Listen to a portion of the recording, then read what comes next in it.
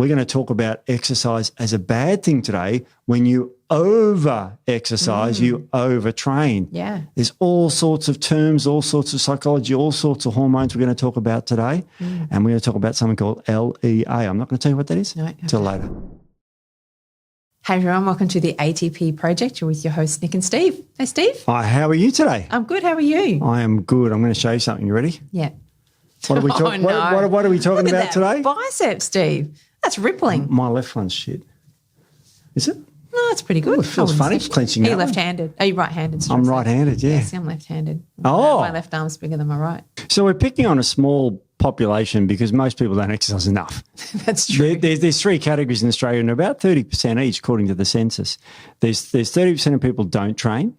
There's 30% of people who do sort of moderate training. And then there's the 40% that do a good amount. And it's like, and we're talking of that 40%, a very small percentage that may go too far sometimes or too often.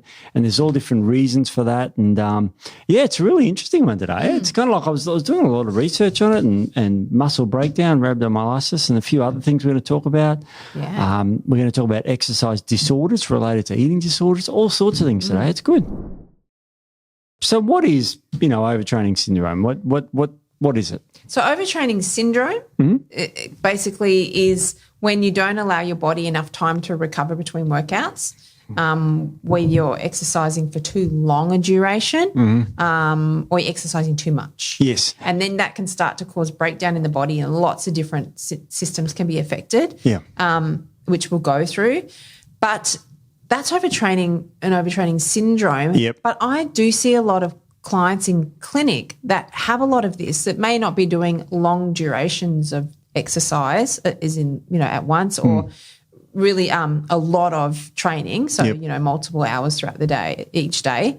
But they can still have issues with this because there are other factors. So they're under eating or they have high stress. Therefore, they're adding another stressor on the body, which is too much. And then that's creating a lot of these imbalances. So overtraining is not necessarily just that you're training many hours throughout the day, too much, too long, no recovery. It can also be that underlying physiological factors that are imbalanced can also cause this extra load of training to then cause breakdown of the body as well.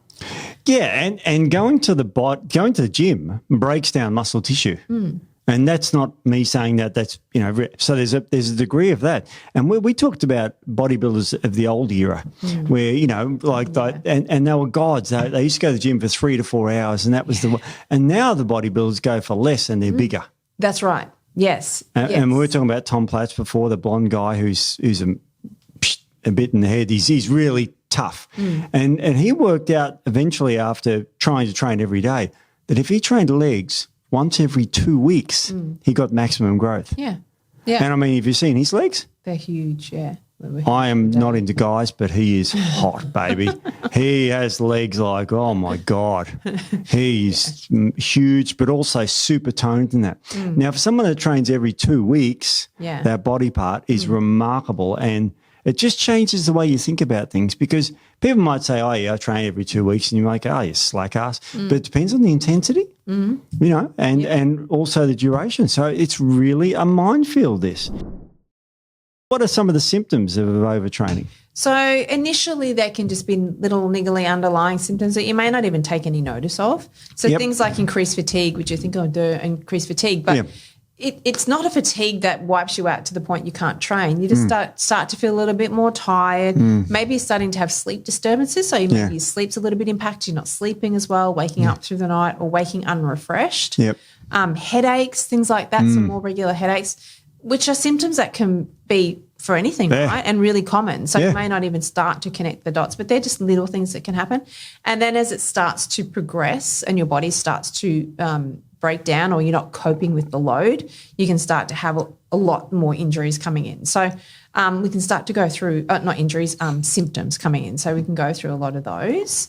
And see if any of these sound familiar. Okay. Well, give it to me because I've done this before with running because we were training for the marathon, and that was you just ran a lot of Ks. Yeah. And that's all I sort of thought about. I went, I've got to run 42 Ks. I better run 30 today and 35 tomorrow.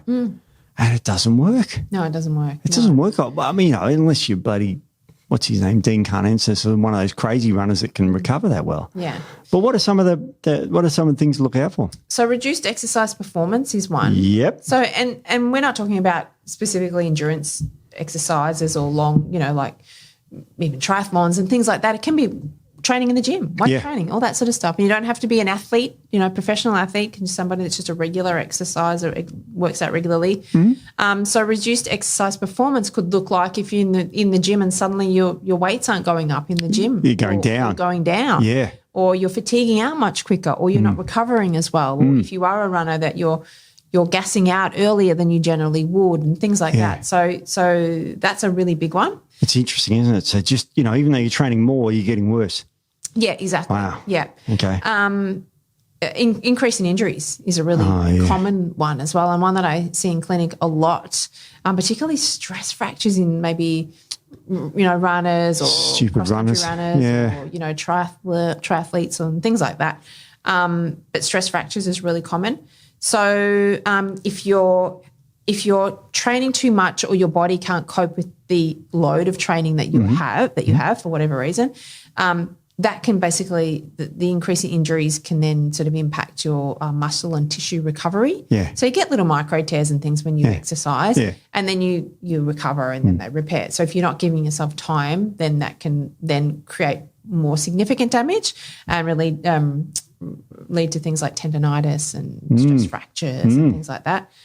So loss of neuromuscular control, Steve. See, isn't it funny, because like all you're talking about here is the things that exercise is good and everything, but we're talking too much exercise. Yeah. And all these things like better muscles, energy, you get from normal exercise or healthy exercise or the right amount of exercise, but we're talking too much here, and it actually has a counter effect. Yeah, it does. And I see this a lot, I will say, in women, because I guess treat a lot of men now, but I do treat a lot of women and used to train a lot of women in the gym. And I see this a lot with women that would train too much. Right. It's really, really common because they want to lose weight or they want to tone up. So they eat less, which we'll talk about with the LEA, the syndrome. And then they train too much, or they get a bit overzealous, and they might do 2 hours in the gym a day, or they're something like that. And even though for somebody who's really balanced, their nervous system is balanced, their nutrition is balanced, everything, they're sleeping well, that might be okay for them and they recover well. But somebody who has some of these underlying lifestyle factors that are out of balance, then this can then cause issues if they're doing 2 hours a day in the gym of weight training or whatever they're doing. So increased injuries, so that creates that loss of neuromuscular control. So then obviously you can have issues with balance and stuff. So sprains, dislocations and things like that. Wow. Reduced bone density. So that can be a really big factor. We'll talk a little bit more about that with the hormonal stuff. Yeah, sure. But repetitive strain injuries and things like that. So compromised immune system. This one's really common. This is common. Really common. So you might hear somebody say, I'm suddenly getting sick all the time. I'm catching everything that everybody's got. Really, really common, because when you are overtraining, you're impacting your HPA axis, your hypothalamus pituitary adrenal axis, dysregulating it, which then can impact your immune function as well. Yep. High cortisol also will impact your immune system as well. So, really common to get sick all the time. So elevated cortisol, chronic stress response. And exercise is great for your immune system if you do the right amount, of course. This is too much. Yeah, so it can create suppression of key immune cells, Steve, so your T cells, B cells, all that sort of thing. They're all your adaptive immune system, so they're very important, obviously. Yep, can create chronic inflammation. Which then impacts, obviously, immune function as well. Yep. Impacts your gut health. We all know that 70% of the 80% of the immune system in the gut, so it impacts that as well. For sure. Oxidative stress, that sort of thing, that can impact it. Low mood, depression or anxiety is really common as well. I see a lot of anxiety, possibly more so even than low moods, depression. I see a lot of anxiety. And again, that's that overactivation of the HPA axis. So that overstimulation of the stress response creates a lot of anxiety. So high adrenaline, high cortisol, that type of thing. And then obviously that dysregulation in the gut can impact neurotransmitter production and all that sort of thing. So hormonal imbalances and low testosterone. So that really does impact your hormones, which then impact your mood significantly. Yeah, and muscle growth. 100% muscle growth, yeah. And it's funny you say that because, you're talking about too much cortisol. I mean, exercise builds muscle, if you do it correctly, but too much cortisol breaks down muscle tissue and puts fat on your gut. It's the last thing you want to do when you go to the gym. You want the opposite. Yeah, exactly. And these people are harming themselves by overtraining. Yeah, and that's a really common, more so with women, but some men as well. So, I'm training really, really hard and I can't put on muscle and I can't lose fat. And I'm like, well, because your cortisol is probably too high, you become catabolic. Yep. Therefore, you're breaking down your muscle tissue. And then obviously creating, insulin issues and inflammation with the higher cortisol, which is creating weight gain as well. So it's a really common thing. So, that catabolic effect is really, really. And really what if you've got an underlying stress disorder when you've got high cortisol naturally anyway, and you're overtraining? You're not training healthy. You're just like, oh God, I've got to exercise because I've got a little bit of fat on me, which is disordered thinking, but it's not uncommon. No, we can talk. We'll talk a little bit more about the disorders. Ooh, got a paper on that later. Yeah, it's really interesting. Common. Hormonal imbalances. I see this a lot in women. Yeah. And when I was working in the gyms, I saw this all the time. Yeah, I had it myself. Issues. When I was going to ask you about that, but I wasn't going to dob you in. Dob me in, yeah. Well, I'm going to dob you in because I've talked about it before. You've talked about it before. Now, would you consider yourself in this syndrome? Not now. No. In back in the day. Yes, definitely. Yes, 100%. Yes, I was overtraining 100%. Yeah, I mean, I would sometimes train 3-4 hours a day. Oh, yeah, sometimes 5. 5 hours sometimes a day. 5, yeah, because I have a very addictive personality. Yeah, obviously, so I 5 hours. Channel it into So I got to the point where I would get addicted to exercise. So I now have to balance my lifestyle a bit better, so don't get a bit too much too far into it. But yes, I lost my female hormones, went down big time for 9 years. I was also very lean as well, so I didn't have enough body fat. I saw photos of you. Very lean. And I mean, let's do numbers for the listeners. You're tallish for a woman, aren't you? What are you, 5'8"? I would consider myself to be a just above average, Steve. Yeah, what are you, 5'8"? About 5'7" and a half. 5'7". Oh, shit, it was a good guess. Don't forget the half. Oh, I didn't even know that. I was just guessed that. Yeah. And what weight did you get down to? My lowest was 49 kilos. Oh. Yeah, 49 kilos and 5% body fat was my lowest when my last comp. I was at that weight. Right. But then I sat at around 53, 54 for about 8 years after that. Now, in your thinking at the time, when you were 49 kilos, did you consider yourself underweight? No. Right. I didn't consider myself underweight, and this podcast's not about me. But my last comp, and I overtrained and I had a lot of other issues going on as well, and I just lost a lot of weight. I couldn't put the weight on. I maintained my muscle, but I was just super, super thin. And so my last comp I didn't place after I'd been winning. And so I actually went up to them and said, why did I not place, or tell me what's wrong? And they said, you're too thin. I did not see it until years later. I look back at photos and I cringe at how thin I was. It had gone way too far. But at the time I didn't see it because I had a body dysmorphia. I had all the things, it's really common. So I thought I looked fine. And I look back now and I think, that's terrible. You've shared the photos with me, and I look at you and I literally in that photo feel sorry for you. I look at you and go, like you really don't look well. No, at the very end of my comps, I just couldn't put the weight on. After that, I just kept losing too much weight and I couldn't put it on. But I was exercising a fair bit, and even when I got to the point, it's not about me, it's my whole story here, but we've talked a little bit about the things that happened to me after I competed. Thyroid function went down, all of that sort of thing. I was really sick, but I would drag myself out of bed and do push-ups and dips and sit-ups, even though I could hardly walk. Wow. Because I was that obsessed with it. So there is a huge element of mental health stuff that comes into a lot of this as well. So I don't have any of that issue now, but it's like some days I don't even want to exercise at all. But, they call that weekdays and weekends for me. I don't think I'll ever get to this point, but I mean, gee whiz, it's like it's so common out there. So really common in women that you see menstrual irregularities. So either their period disappears or it becomes very irregular, or they may get really heavy periods all of a sudden, or that sort of thing can be really, really common in women, and that's because it has a huge impact on your hormonal production. So progesterone levels can become suppressed. So then that can create an estrogen dominant symptom sort of picture. Or if you over-exercising and you're losing a lot of body fat, your actual estrogen and progesterone can just drop down to really negligible levels.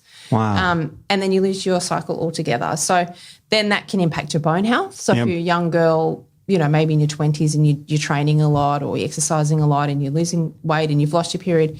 And I have seen clients that have not had a cycle for, 4, 5, 6 years. As I said, I went for nearly 9. 9, you said, yeah.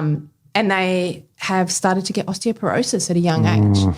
And that's the time when you have to lay down your bone. Yes, because you're going to lose it over 50. Right, yeah, exactly. So you need to be protecting your bone health. So that's really common. And then infertility becomes a problem as well. Yeah. And that's another really big thing I used to see in the gyms with women who competed and things like that they would have problems with fertility. Of course. So that's a really significant factor for well, during your 9 years, you probably it's like going into menopause. And we just recorded a podcast on menopause. Yeah. And that's like for 9 years you were virtually in menopause. Yeah, so no I hormones. had the hormonal profile of a menopausal woman and I was in my 30s.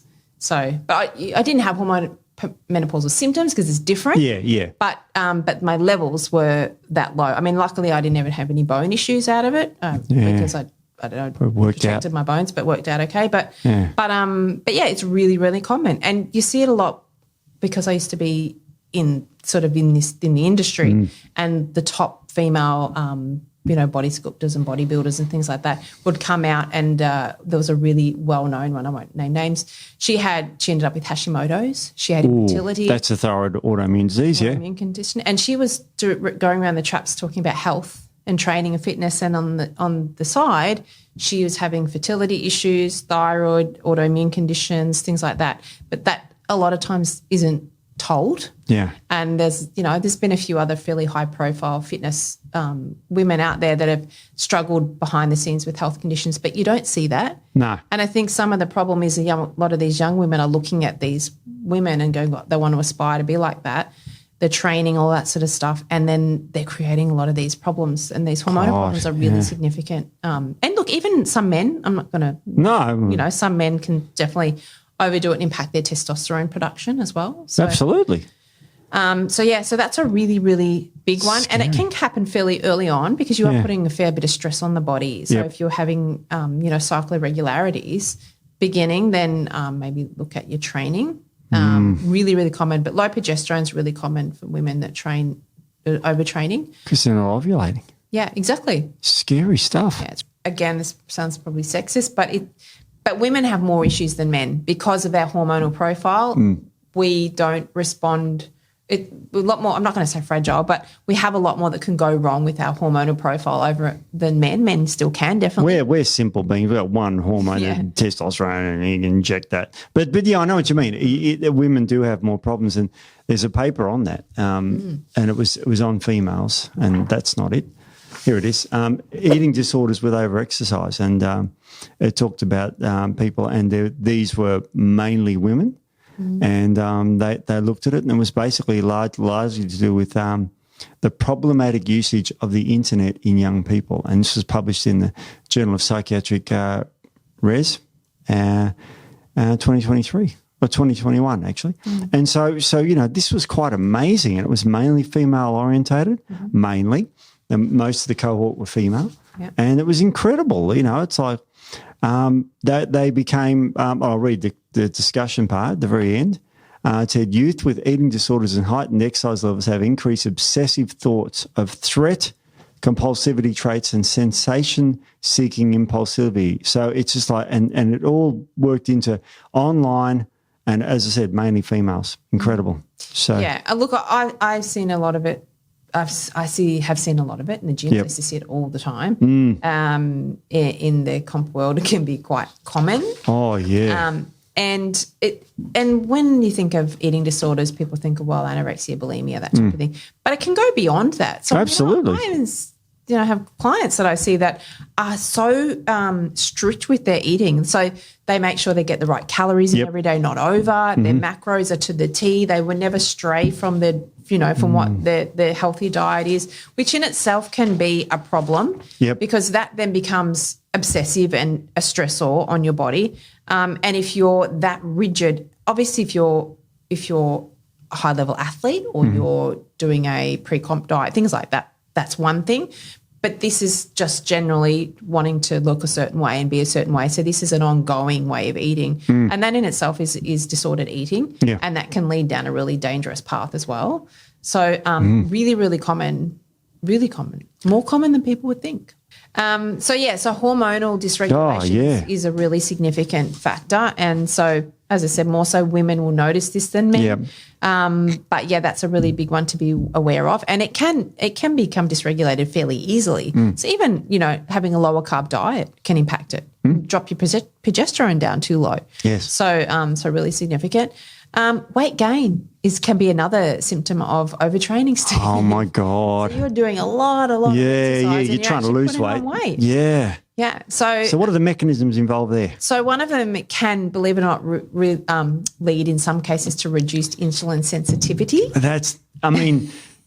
We've just told people for years that you got to exercise to increase, and now, but it's the overtraining. It's the overtraining. So if you have chronically high cortisol levels, that dysregulates your blood sugars, and then a lot of times people aren't having adequate nutrition along with a lot of this overtraining. So if they're overtraining, they're not probably being guided. So therefore, nutritionally, they may not be eating enough either, which is a stressor on the body. So undereating or lack of nutrients as well. High cortisol levels then can impact eventually insulin issues, create insulin issues. So that's a really significant one. Increased cravings and energy swings. So a lot of times you can have issues with your leptin and ghrelin becomes dysregulated. Oh, okay. So one of them suppresses appetite, one of them ghrelin increases appetite. Yeah. So that becomes dysregulated. Yeah. So leptin levels can drop. So when you were going through your period of very extreme dieting and exercise, what was your appetite like? So I'm going to, because this is a really candid podcast, isn't it? Yeah, I'm asking. About me and my journey. You'll quickly tell me. I ended up with an eating disorder. So you become, and everyone around me that was also competing, you become obsessed with food because you have to restrict your food. Yes. When I was doing a pre-comp diet, different than just standard, everyday stuff.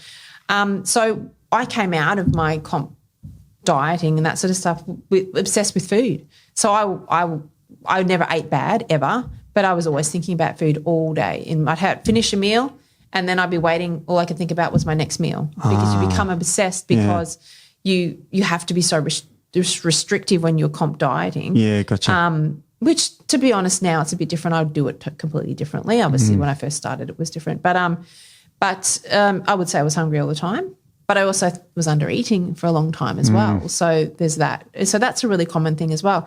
And I can pick someone with an eating disorder pretty easily now in clinic. I can pick someone if they don't tell me. You can tell. You can tell by what they're telling you, how they're talking, what they're doing with their eating and their food prep and all that sort of stuff. So you can tell.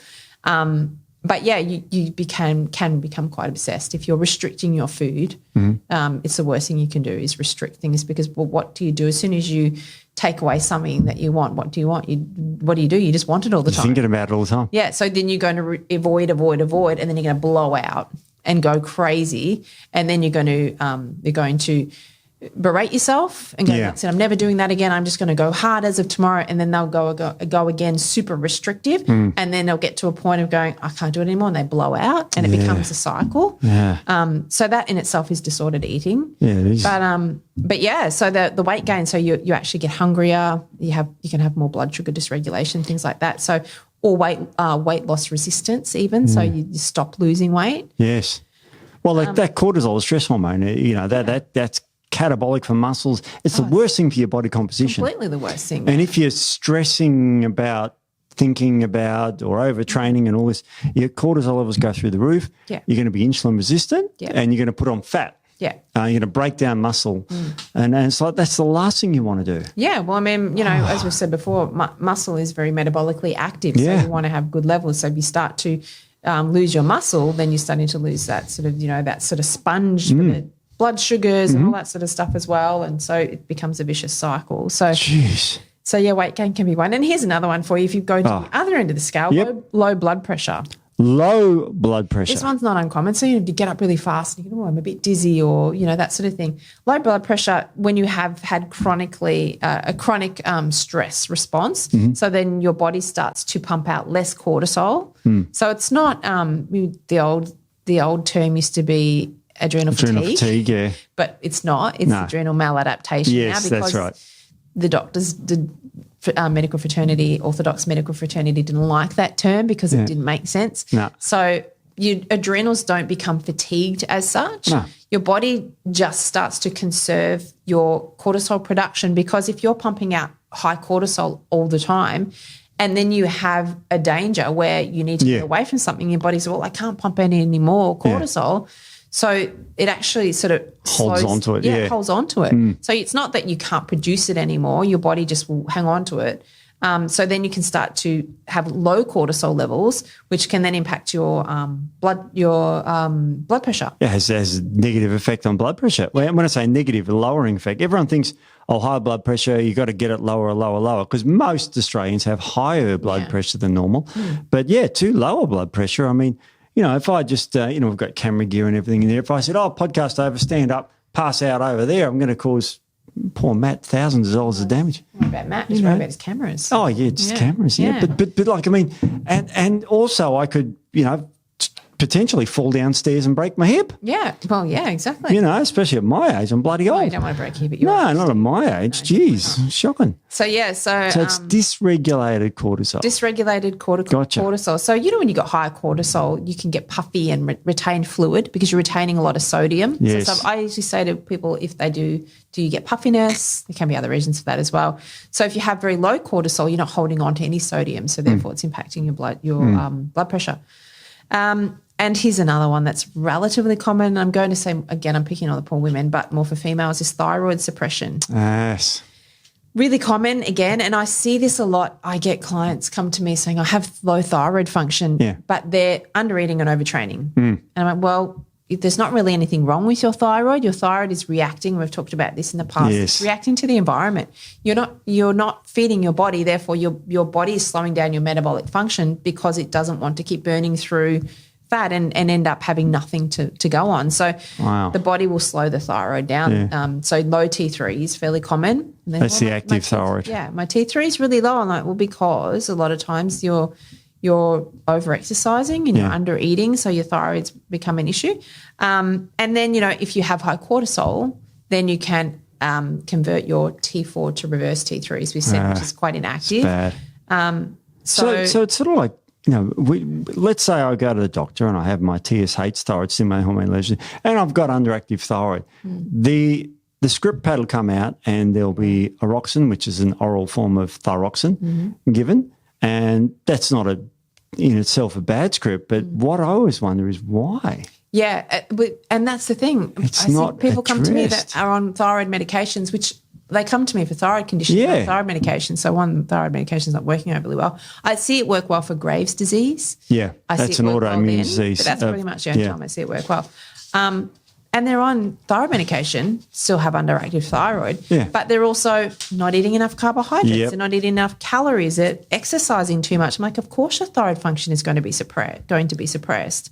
So a lot of times that's all it is. Yeah. So, I had underactive thyroid, and that's because I was over-exercising and under-eating. And how's your thyroid now, if you don't mind me asking? It's pretty good now. Good. It's all normal. So you've reversed it. So these things are reversible. Yeah, it's like if I was out camping and I got lost in the bush for 3 days and I didn't eat, my thyroid levels will drop, and thankfully it would. Yeah. Because that would keep me alive. Exactly. If it raised up through the roof, I'd burn myself out and I'd be dead in 3 days. Yeah. But this is the body preserving. It's not a disorder. It's a reaction to your environment. Yeah, exactly.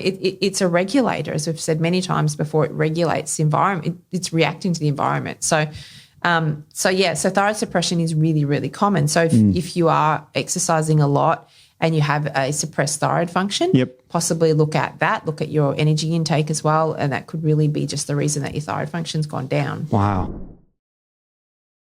Okay, so I'm going to ask you something now called about LEA. Yes. Now, this is for people who overtrain, tired all the time, don't eat enough, fatigued, anxious, depressed, all the stuff you're talking about. What is LEA? So basically LEA stands for low energy availability. It's pretty much what it sounds like. So it's basically a state where the energy intake is insufficient to cover the energy costs for both your exercise and then daily energy expenditure, physiological functions that you have. So these people are worried about eating, their thyroid's low, they're stressed, they want to sleep all the time, they exercise 2 hours a day, which again doesn't make sense. You know, it's like over-exercising, you know, and yet they're tired all the time. Yeah. And so LEA is this syndrome. It's really quite disturbing. Tell us about it. It's really interesting because it might be hard to pick up initially because your body, you'll still be able to exercise. You know, so if you have enough energy to exercise, but then you're wiped out and nothing else is working.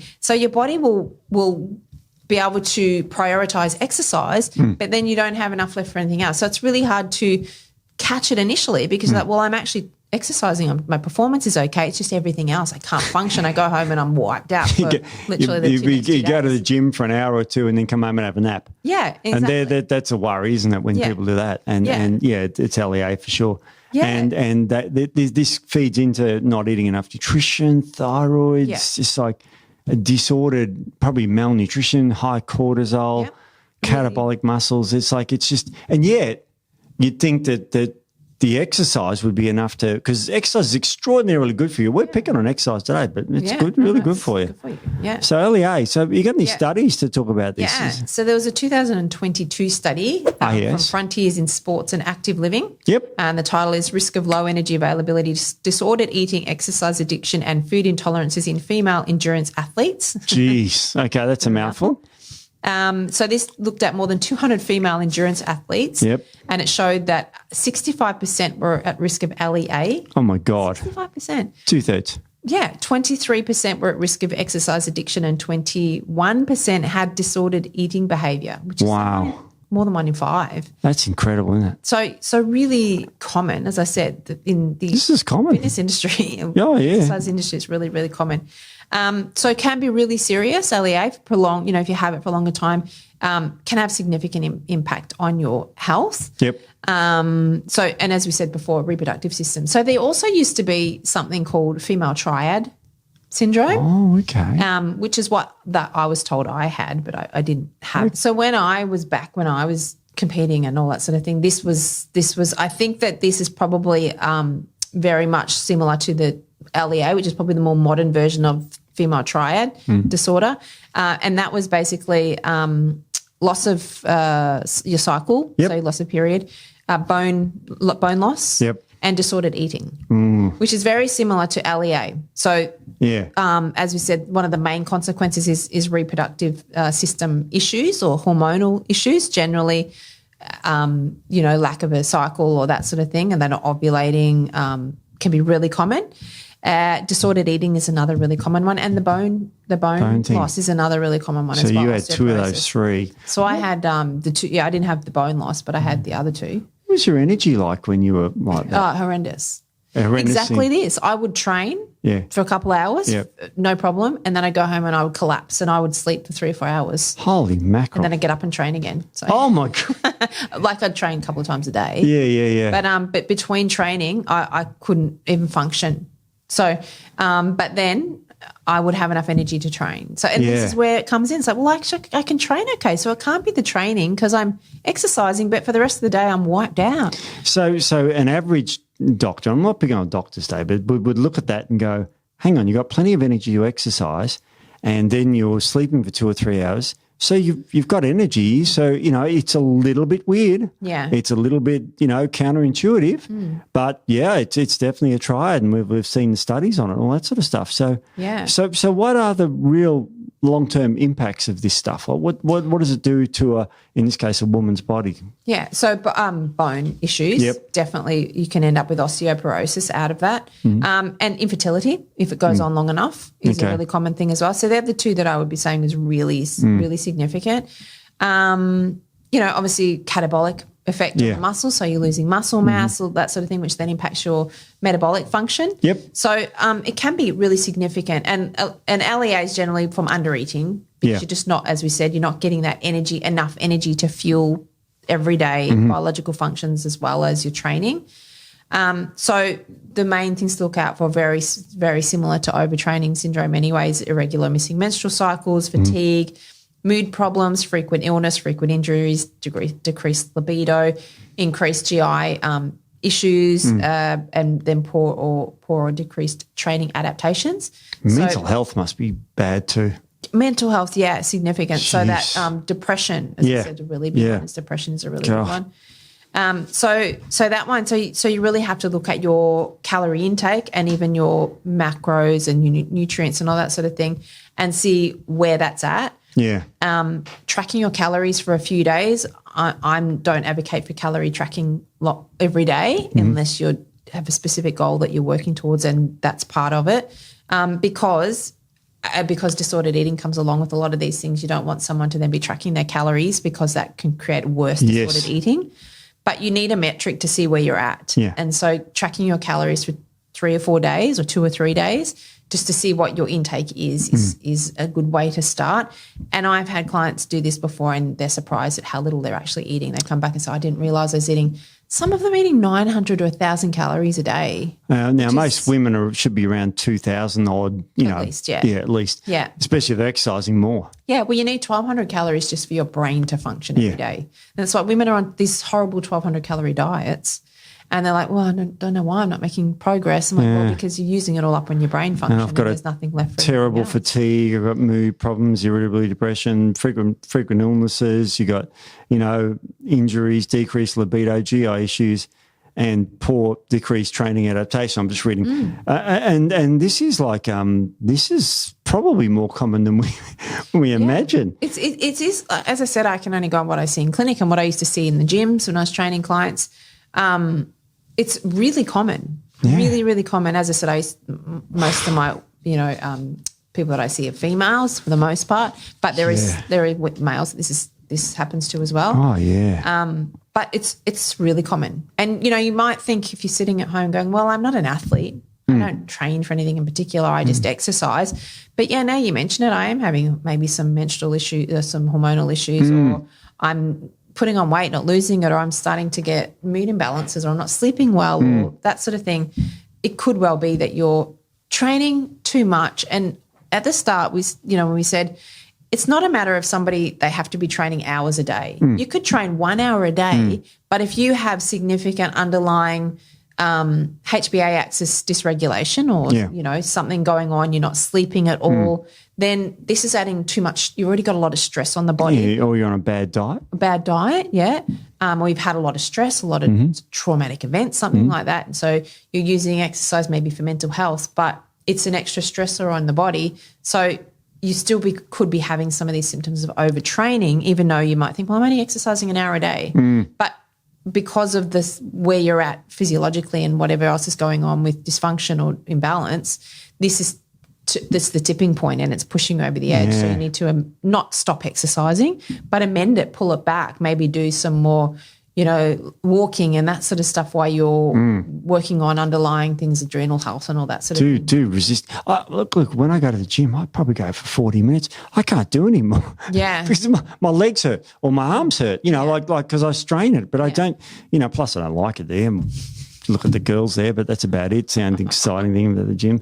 But it's, to me, it's like, I love it so. But there are a lot of women and men that compare themselves with others on social media, and they're like, hey, but Jane Smith does 2 hours a day and she's fine. Look at her posts. Yeah. And who knows if she does 2 hours a day anyway. Well, yeah. But I also read a study, and that people who post about themselves on social media are less happy. Oh yeah, they need that that external validation. Yeah. And couples that post self are less happy, and it's like, I've suspected that for many years, but I've sort of said it. Not that I brought it here, I should have, but it's like they like the validation. There's a lot of mental health on social media, a lot of mental health issues on social media. There is. It's just it's a really big problem, social media. But so overtraining. So there's some of the sort of things to look out for if you're starting to have some of these issues and you're wondering why, and you do exercise quite a bit or you're not eating, enough to fuel your workouts and things like that. Maybe look at that, because long term can be fairly significant health impacts. Yeah. I mean, I've got a little graph here, and you can see that the optimal part, I won't go through it, but it's right in the middle. And this is a paper published in Frontiers about overtraining, and look what it does to you. It's basically what you said. Yeah. And you can see the cortisol there. Sorry, skip through this very quickly. But cortisol depletes off because you just haven't got anything in reserve. Yeah. And so these people are just tired. They're low blood pressure. They're like, oh yeah, and they're going to the gym and then they go to bed. And it's like, what the hell? I feel energetic after exercise because I do kind of the right amount. Yeah. And I've overtrained in the past and I've undertrained in the past, but I've just figured it out. At 55, you'd think I've finally figured it out. But it's like this is really scary, because I think internet is partly responsible for this. I think so too, yeah. And these poor, mainly women that suffer with this, men too, but okay, let's say someone's listening and they think they're caught up in all this. Just step by step, what can that, because it's a mind thing. Yeah. What can they do to get out of it? Like what's the? Well, I mean, you said track calories, didn't you? Yeah, so track your calories to see what you're actually eating. I mean, it would be good to work with a professional if you really don't know where you're at, because they can actually have a look for what might be going on with any sort of dysregulation or imbalances in the body, and help to guide you that way. But if you sort of think, this is probably me to a degree, maybe start by looking at your calorie intake for one. Have a look at how much you are training, notice your recovery, and then start to really hone in on your body and see if you can, because a lot of people are very disconnected from their body. And, you ask them a question about maybe a symptom and they go, I actually don't know, because they're just so disconnected from their own body. So start to notice different things. Are you more tired and you're not really noticing, but are you more tired after you've exercised? Do you feel quite depleted, or are you not sleeping well suddenly, or has your appetite changed, or are you suddenly noticed that perhaps you're not making gains in whatever exercise you're doing, or you're starting to lose muscle, or little things like that. Yeah, got energy to go to the gym, but not to do the vacuuming or something, Or mood imbalances. Maybe your moods have changed, lower mood and things like that. So, really look at your chronic anxiety and depression because of the high cortisol.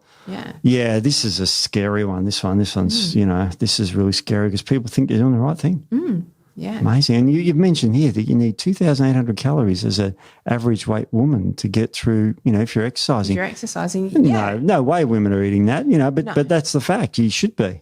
Yeah. People are always shocked when I tell them how many calories that they should be eating based on their height, weight, energy expenditure, all of that sort of thing. You want to work all that out.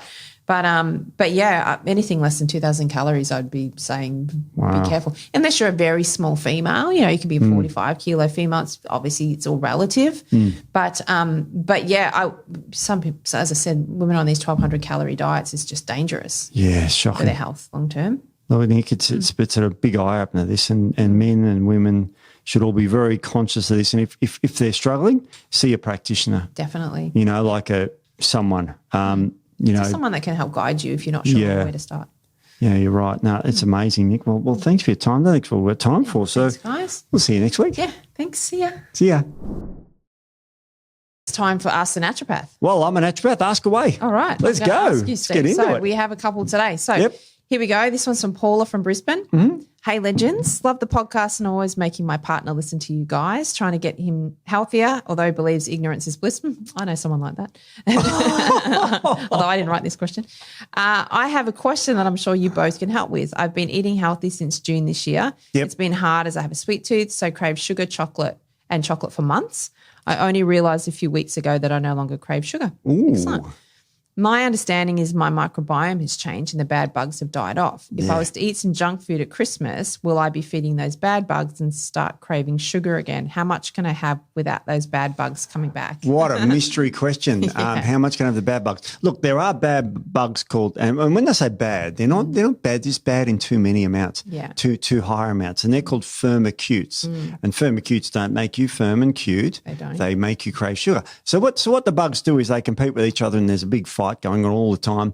And what they do is they secrete chemicals out that disrupt the metabolism of other microbiome. And they disrupt the anaerobes, which are the ones that feed off sugars. Yes. So if you disrupt them, you disrupt the sugar metabolism of the microbiome. The only problem with those chemicals is they're absorbed in the body, so they disrupt your sugar metabolism and you end up craving sugars to try and feed them back again. Yeah. And so there is a problem with that. So when you eat sugars and they get into your microbiome, the sugars then grow the bad bugs because they're anaerobes, and anaerobes survive exclusively off sugars. So you end up with this high amount of anaerobes of sugars in your gut, and then the sugars you end up craving the sugars to keep them alive. And so it becomes very difficult for you to keep your sweet tooth at bay. Now, because you're not craving sugar now, you say, what can I eat? How about nothing bad? I mean, I don't want to. Steve, I know it's Christmas, but you shouldn't. Look, all right. I'm going to sound like an a-hole here, but don't let that. I'm on my soapbox today. Okay, he's on it. Don't let the calendar dictate your health. Yeah, that's true. I know it says December 25th. That's not a license for you to eat badly. It's a license for you to eat loads of turkey, loads of vegetables, loads of roast things. You don't have to eat sweets. No. You don't. And if you want to eat sugar, have sugar-free chocolate. Not the best, not great, but dark chocolate, sugar-free is the best way to do it. And don't let the calendar dictate your health. I know it's Christmas, but your microbiome don't care. Your microbiome doesn't care. They're not going to go, oh, it's Christmas. Okay, you can eat sugar and I won't do anything bad. They will do something bad. And then you'll be post-Christmas blues, and for that bliss of happiness for the few minutes of eating sugars, you'll be, have weeks of hardship trying to get over the sugar cravings again. Not worth it. Not worth it. No. I eat a lot at Christmas, but I don't a lot of bad food. Yes. What do you reckon, Nick? Are you going to be nicer than me? I'm going to be nicer than you. Yeah, definitely going to be nicer than you, because at Christmas time I want to eat something nice. So again, don't eat refined sugars. So if you're going somewhere for Christmas, make some treats to take. And if you're having Christmas at home with the family or whatever your situation, make your own treats. Like, there's so many recipes online that are sugar-free that taste really good. No refined sugars. Some use a little bit of honey occasionally. Some use stevia, different things. So, and that's a good way to learn how to make things that are healthier, so that if, you're going to come up against this again at Easter time and at your birthday and different things, that every time you're going to be faced with the same thing. So learn how to make these sugar-free, healthier versions of the things you love. And then, work with that. And then, also things like having your apple cider vinegar around Christmas, so that can help to balance your blood sugar so you don't crave as much. A little bit of berberine can also be really good as well. Yep. Or, if you're having sugar, go for a walk afterwards. It helps to balance the blood sugars out. There's little hacks you can do. So I'm not going to be as mean as you and say just avoid. But, no. But have healthy versions of. I agree, do not have refined sugars at all. And you know what, like with my family, and I don't, this could be other people, is we start Christmas festivities about 10 a.m. You know what I do every Christmas morning? Go for a run. Yeah, I have my own gym now because don't live near any of the gyms, but my favourite day was Christmas Day because it was so quiet. I'd get up really early in the morning, go to the gym, and there was hardly anyone there. It's my favourite time. You could just use the whole gym. Love it. Yeah, it was great. Love it. Love it. All right, Nick, I've got a question for you. Okay. This is a name withheld, and it says, I've had rheumatoid arthritis for 10 years. And since then, I've been managing it with methotrexate. That's an immune suppressant drug for those listening home. Unfortunately, despite staying on this medication, I've noticed my health continuing to decline. However, I feel overwhelmed by the sheer amount of information out there and unsure about where to begin. I am looking at natural alternatives, but do not know where to start. Sorry. I would love to hear your suggestions, Nick. Someone with RA, rheumatoid arthritis, name withheld, more common in women because they have better immune system than guys. We do, yes. But let's see. I mean, men get RA too. Yes. So what do you do? Someone with rheumatoid arthritis. So rheumatoid arthritis, we all know, autoimmune condition. Yep. So methotrexate does not treat the condition, it just suppresses the symptoms. You mean that rheumatoid arthritis is not a methotrexate deficiency? No, it's not a methotrexate deficiency, unfortunately. Okay. No. So you really want to look for, again, like everything, we sound like broken records, but you want to look for the driver, the trigger. So what has triggered your immune response to then continue and become confused or overactive? That's usually what happens with autoimmune conditions. So again, it's like that age-old question that we said last week in the FAQs.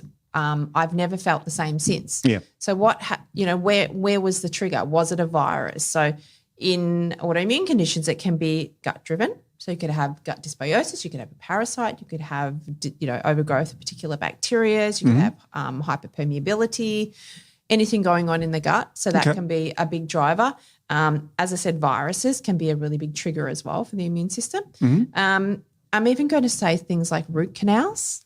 Oh, Think mouth. yeah. I have actually in the past treated a few people with particularly rheumatoid arthritis. We looked everywhere. We looked at the gut. We looked everywhere. Looked at the hormones, looked at external triggers, environmental factors.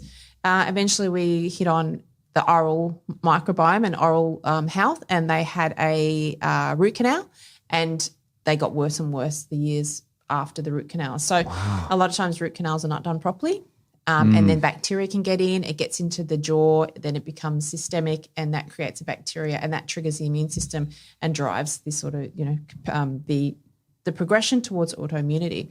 So once we cleared up that, their symptoms really reduced significantly. Remarkable. So you've got to think a little bit outside the box. Yep. But look for the drivers is really important. See, a root canal has got these roots. Teeth have got 3 or 4 prongs that go in, and root canals, they stick these really fine things in there, really potent antimicrobials.